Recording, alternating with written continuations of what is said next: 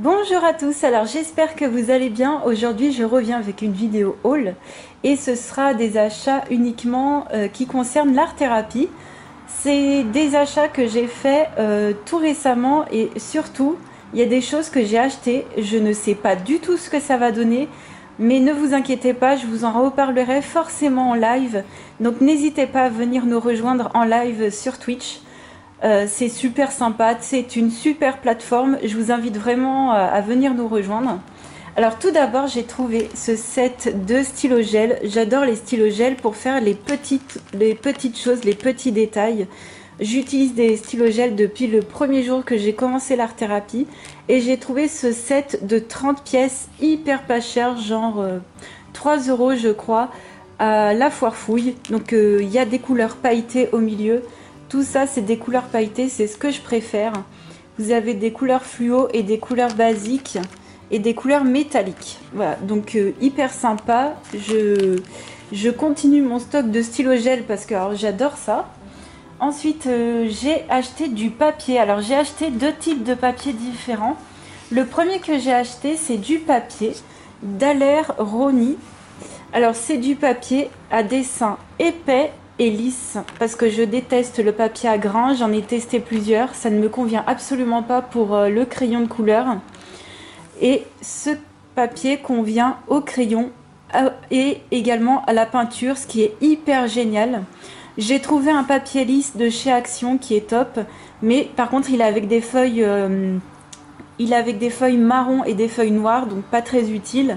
Et surtout il bouloche, donc quand on veut faire de l'aquarelle, il bouloche.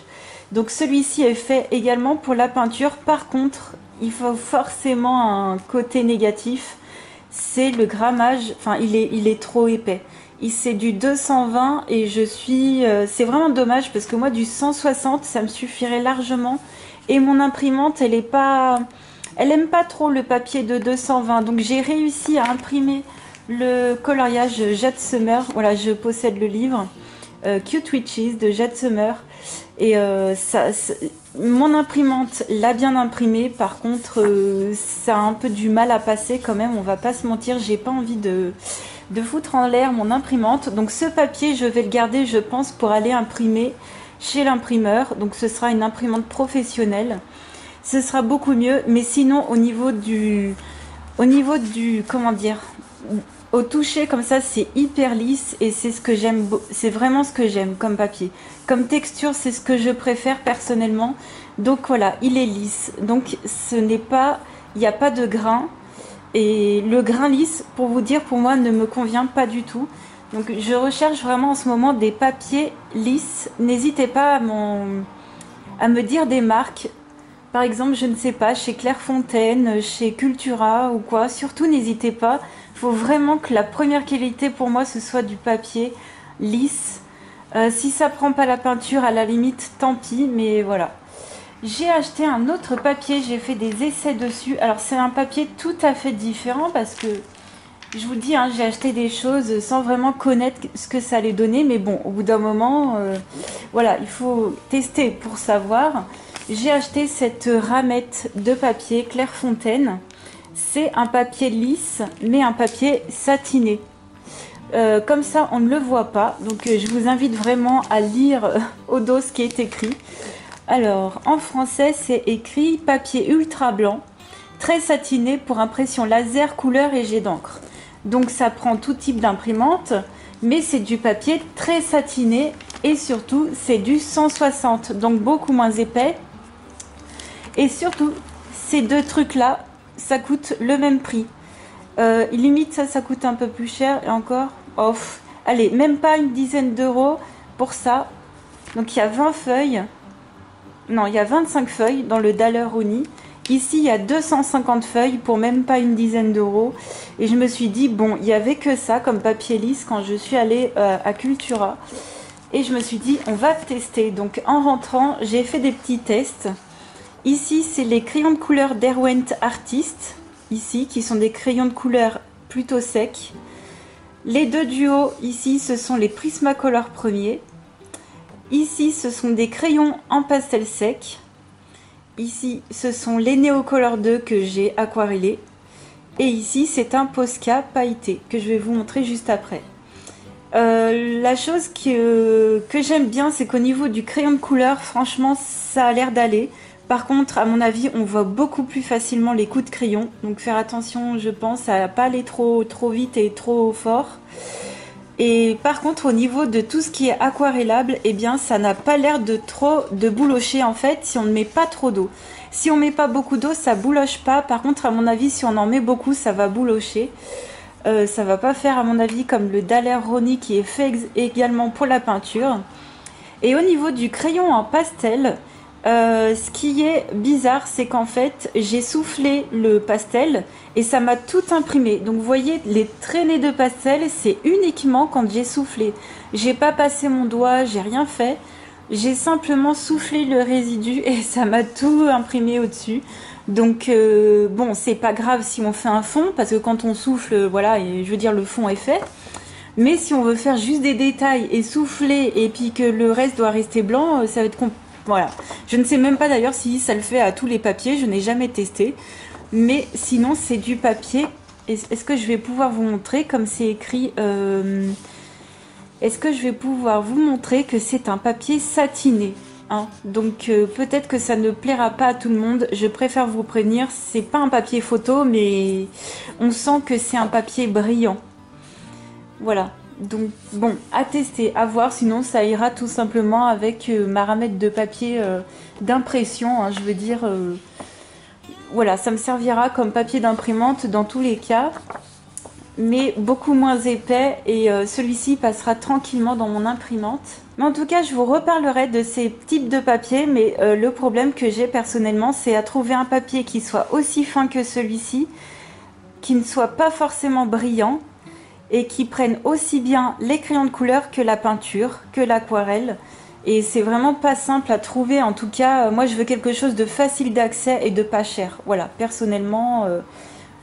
Donc je vous reparlerai de ces papiers avec grand plaisir. Je me suis acheté des pinceaux. Donc au rayon adulte, je me suis pris les pinceaux au rayon adulte de chez Cultura. Je me suis pris un set de pinceaux synthétiques.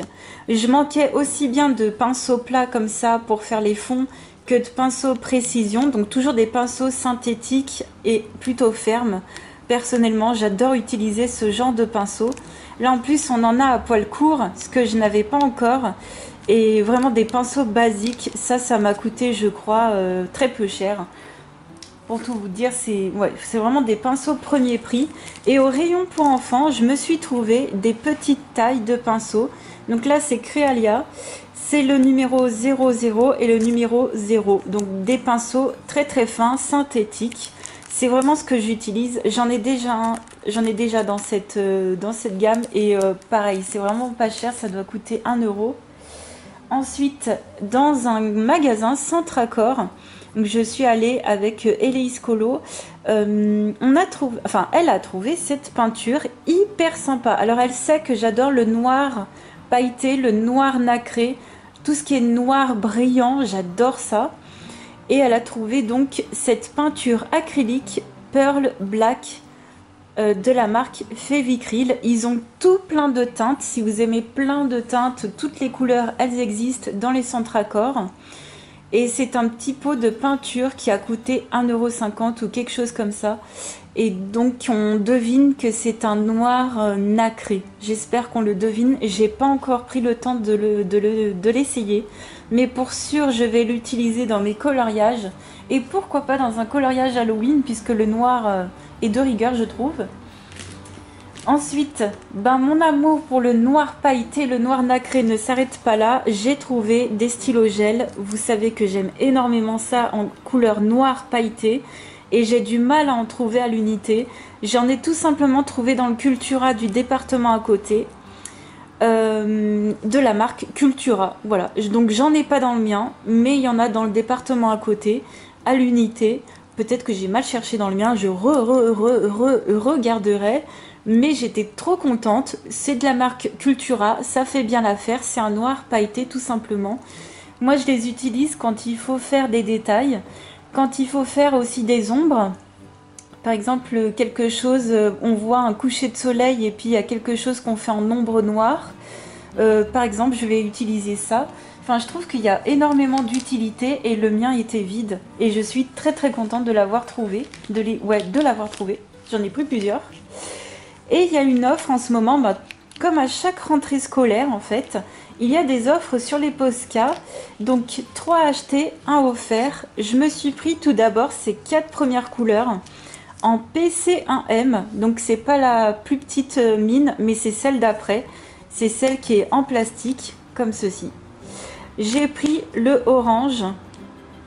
J'ai pris le lit de vin. J'ai pris le gris ardoise.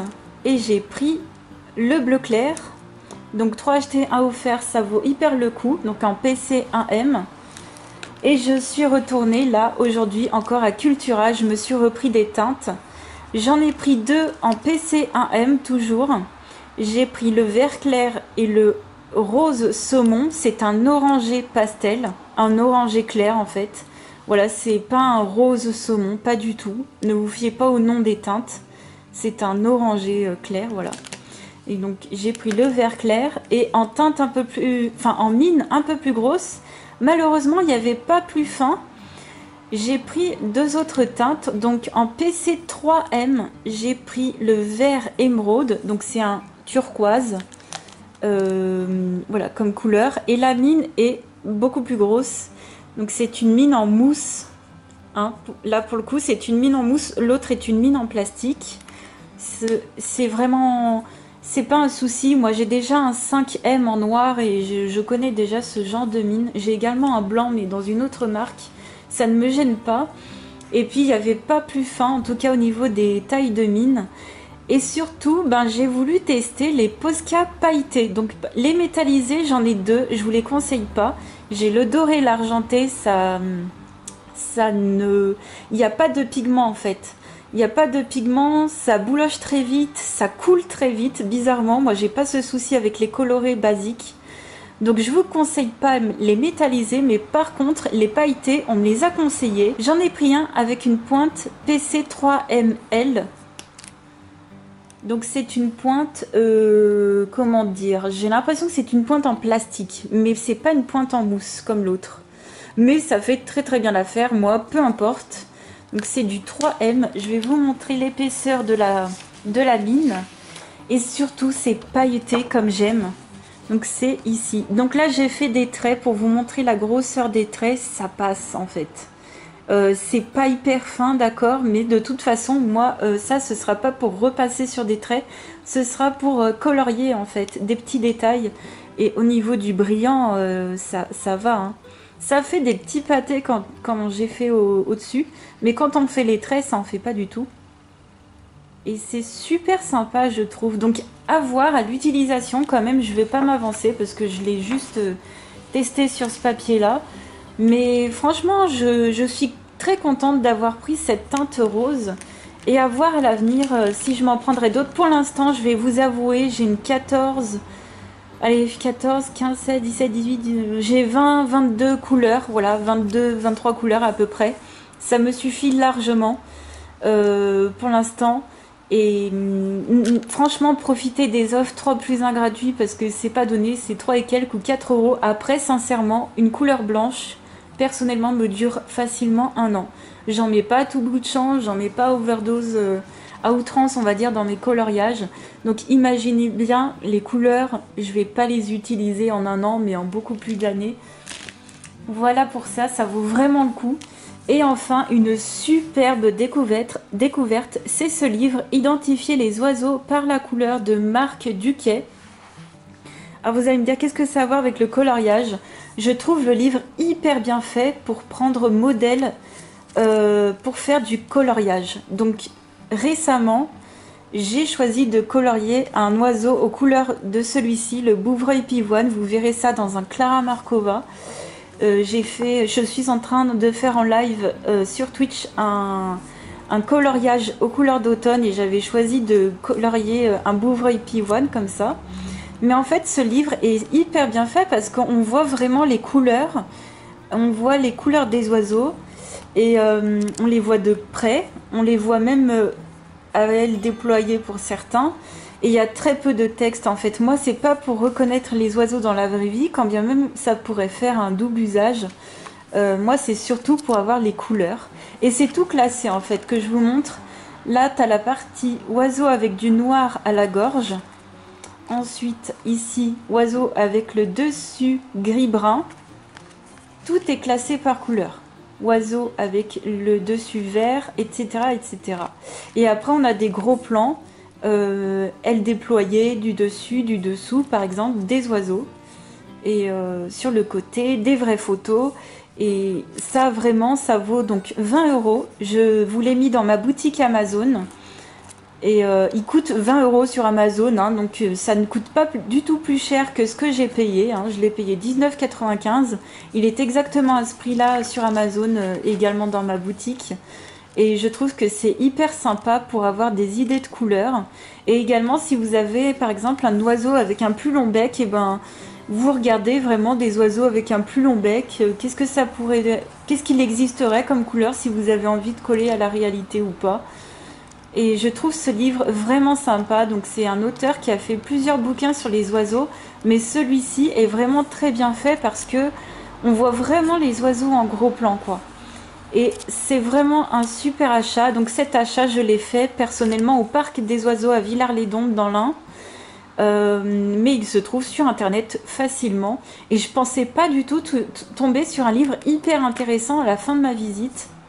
Belle trouvaille, je m'y attendais pas du tout. Donc voilà pour tous ces achats sur l'art-thérapie. Surtout si vous avez des questions, n'hésitez pas. Et surtout n'hésitez pas à venir en live, parce que c'est beaucoup plus simple pour vous expliquer comment on fait, comment ça marche, est-ce que j'aime bien tel ou tel produit. Et j'espère que cette vidéo vous aura plu. Je vous fais plein de gros bisous et je vous dis à très vite pour une autre vidéo. Ciao!